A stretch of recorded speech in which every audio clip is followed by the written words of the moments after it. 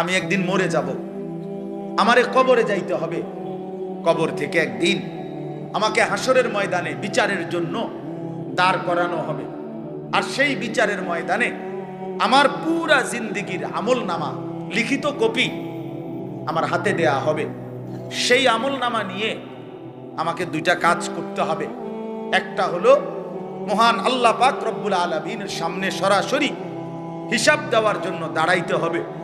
আরেকটা হলো মিজানের পাল্লায় ওজনের জন্য আমার আমল নামা দিতে হবে। এরপরে আমাকে ফুলসেরাত পার হইতে হবে। এরপরে আমাকে অনন্তকালের চূড়ান্ত গন্তব্য জান্নাত কিংবা জাহান্নামে পৌঁছতে হবে। এই এতটুকু স্টেজ, মৃত্যু, কবর, হাসরের ময়দান, আমল নামা হাতে নেওয়া, আল্লাহ পাকের মুখোমুখি হওয়া, মিজানের পাল্লায় ওজনের জন্য দেওয়া, ফুলসেরাত পার হওয়া, অতঃপর জান্নাত বা জাহান্নামে পৌঁছা, এই বিষয়গুলো এক সেকেন্ডের জন্য, একদিনের জন্য আল্লাহর কসম মুমিন ভুলে গেলে তার জিন্দেগি বরবাদ। একদিনও ভুলা যাবে না, একদিনও, প্রতিদিন মনে রাখতে হবে।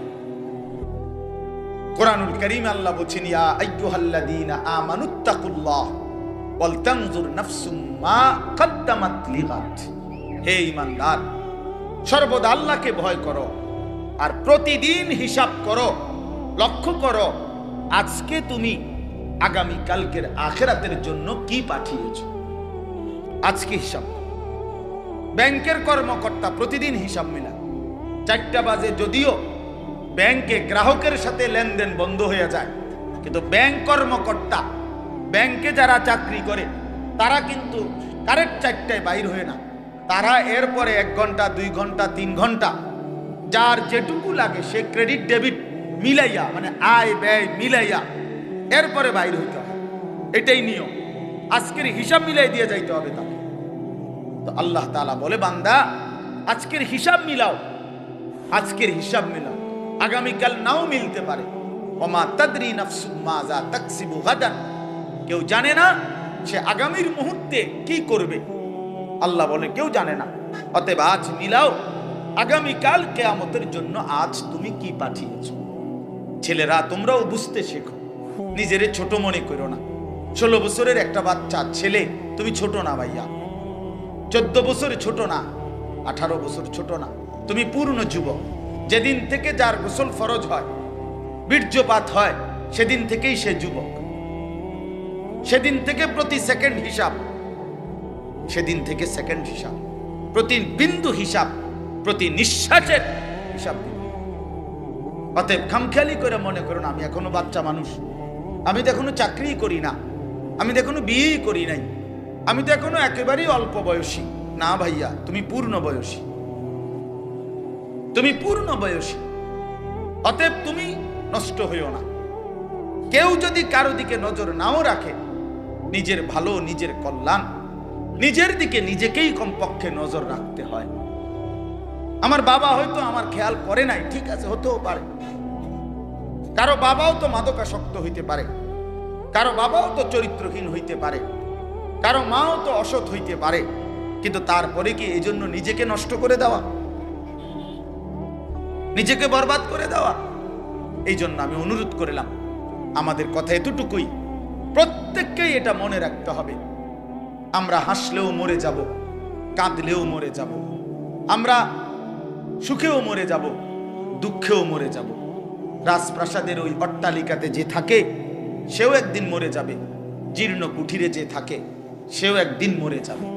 অতএব আমাদের যেরকম মৃত্যু হচ্ছে, এই গোটা সৃষ্টি জগতের একদিন মৃত্যু হবে। এটাকেই বলা হয় কিয়ামত। আর এই কিয়ামতের একাধিক নাম আছে কোরআনে। এর মধ্যে একটা নাম হলো আল কারিয়া। এই যে সূরার মধ্যে আল কারিয়াতু মাল কারিয়া, আল্লাহ তাআলা বলেন আল কারিয়া একটি প্রচন্ড ধ্বনি, প্রচন্ড করাঘাত, প্রচন্ড একটি বিকট আওয়াজ, বিকট একটা শব্দ। এইটাকে আল্লাহ তাআলা বলছেন মাল কারিয়া। সেই বিকট শব্দটা কি? ওমা আদরাকা মাল কারিয়া। নবী আপনি জানেন সেই বিকট শব্দটা কি, কেমন হবে? অর্থাৎ এই বিকট শব্দ বলতে আল্লাহ তাআলা কিয়ামতকে বুঝাইছেন। ইসরাফিলের ফু দিলে জমিনের মধ্যে যেটা শুরু হবে, রাস্তায় চলার পথে কত গাড়িয়ে যায়, ট্রাকের চাক্কা যখন ব্রাস্ট হয় তখন কিন্তু বিকট শব্দ হয়। সবাই বুঝে ট্রাকের চাক্কা ব্রাস্ট হইলে আলাদা বোঝা যায় যে কিসের চাক্কা ব্রাস্ট হয়েছে, ট্রাকের চাই, এটার আওয়াজটা একটু কি বেশি আওয়াজ, বেশি আওয়াজ। এই জন্য আল্লাহ তাআলা বলেন, বন্ধু আপনি জানেন সেই বিকট শব্দটা কি? সেটাই কিয়ামত, সেটাই ইসরাফিলের ফু। একদিন ইসরাফিল ফু দিবে আর গোটা পৃথিবীর মধ্যে ভূমিকম্প শুরু হবে, আর গোটা সৃষ্টি জগৎ একসাথে ভাঙতে শুরু করবে। ভাইবা দেখেন, এক মুহূর্তে ভেবে দেখেন, এই প্যান্ডেলের সবগুলো লাইট ভাঙতেছে, খুঁটিগুলো ঠাস ঠাস করে পড়ে যাচ্ছে, স্টেজটা ভাঙ্গা পড়ে গেছে, প্যান্ডেলের কাপড়গুলো তছনছ করে ছিঁড়ে গেছে, তখন কি পরিমাণ একটা ভয়ানক পরিস্থিতি হবে এটা একটু ভাবেন। আর এবার ভাবেন, সাত আসমান চুরচুর করে ভেঙে যাচ্ছে, কোটি কোটি কোটি কোটি তারকারাজি খসে খসে পড়ছে, সাগর নদীর পানিগুলো টকবগে উথরাইতেছে, পাহাড়গুলো তুলার মতো উঠতেছে, মাটিগুলো রেজা রেজা পাউডার পাউডার হয়ে গেছে, গোটা কায়নাত ভাঙচুর চলছে। কি হবে তখন? ইযাস সামাউন ফাতারাত ওয়া ইদাল কাওয়াকিবুন তাসারাত ওয়া ইদাল বিহারু ফুজ্জিরাত ইযাস সামাউন শাক্কাত ওয়া আদিনাত লিরাব্বিহা ওয়া হুক্কাত ইযাস শামসু কুফিরাত ওয়া ইদাল কাওয়াকিবুন তাসারাত। এভাবে বারবার আল্লাহ বলছে, বান্দা গোটা জমিন ভেঙে যাবে, আসমান ভেঙে যাবে, পাহাড় উড়ে যাবে, পানি উড়ে যাবে, গোটা সৃষ্টি তছনছ হয়ে যাবে। কি হবে তখন? ইয়াউমা ইয়াকুনুন নাসু কাল ফারাশিল মাবসুস। কোন পতঙ্গের দিকে, কোন লাইটের কাছে ওই সাদা সাদা পতঙ্গ, উলু উলু যেগুলো কই আমরা, উলু যেমন চারদিক থেকে দৌড়ায় দৌড়াইয়া এই লাইটের দিকে, আলোর দিকে, আগুনের দিকে আয়সা ঝাঁপাইয়া পড়ে, যে যেদিক থেকে পড়ে দৌড়াইয়া আয়সা ঝাঁপ দিয়া দিয়া পড়ে। আল্লাহ তাআলা বলে, এই সেদিন ইসরাফিল ফু দিলে কিয়ামত যখন শুরু হবে, জমিনের ভূমিকম্প শুরু হবে, চারিদিকে যখন ভাঙচুর শুরু হবে, তো কোটি কোটি কোটি মানুষ এরকম বিক্ষিপ্ত পতঙ্গের মতো যে যেদিকে পারে ছুটাছুটি করে দৌড়তে দৌড়তে হাঁফাইয়া গিয়া যে যেখানে পড়ে যাবে সে সেখানেই মরে যাবে। ওয়াতাকুনুল জিবালু কালইহনিল মানফুশ। সবগুলো পাহাড়, উঁচু জায়গা ধুলিত ধুনিত তুলা তুলা ধুনাইলে, অর্থাৎ লেফ তোষক বানাইবার আগে তুলারে যেরকম মেশিন দিয়া বা লাঠি দিয়া বাইরে ধুনায়, এগুলারে এইভাবে ধুনিত তুলা যখন উঠতে থাকে, পাহাড়গুলো এভাবে উঠতে থাকবে। আল্লাহ বলেন, এরই মাঝে সব শেষ হয়ে যাবে, ইসরাফিলের ফু শেষ হবে, দ্বিতীয়বার আবার ফু দিবে, হাসরের ময়দান কায়েম হবে। ফাআম্মা মান সাকুলাত মাওয়াজিনুহু। আর সেই হাসরের ময়দানে মিজানের পাল্লায় আমলনামা রাখলে যার নেকি ভারী হবে, গুনাহ হালকা হবে, ফাহুয়া ফি ঈশাতির রাদিয়া। সে সন্তুষ্টিময় জীবন জান্নাতেই বসবাস করবে। ওয়া আম্মা মান খাফফাত মাওয়াজিনুহু। আর মিজানের পাল্লায় যার আমলনামার নেকি হালকা হবে, গুনাহ ভারী হবে, ফা উম্মুহু হাভিয়া ওয়া মা আদরাকা মা হিয়া নারুন হামিয়া। আল্লাহ তাআলা বলেন, তার ঠিকানা হবে নিকৃষ্ট জাহান্নাম, হাভিয়া নামক জাহান্নাম, যেই জাহান্নামে প্রজ্বলিত ধাউ ধাউ করে আগুন জ্বলবে।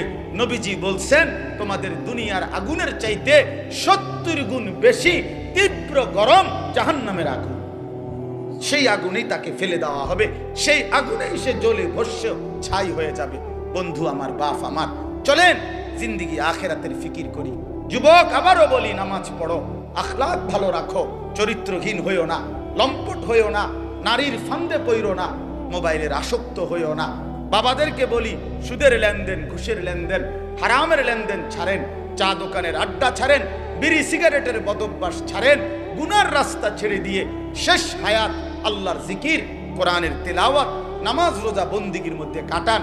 দ্বীনকে ভালোবাসেন, মসজিদকে ভালোবাসেন, মাদ্রাসাকে ভালোবাসেন, কোরআনকে ভালোবাসেন, তালেবে ইলম উলামায়ে কেরামের সাথেই আজীবন সম্পর্ক রাখেন।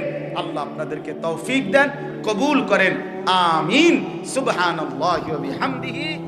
সুবহানাকাল্লাহুম্মা ওয়া বিহামদিকা আশহাদু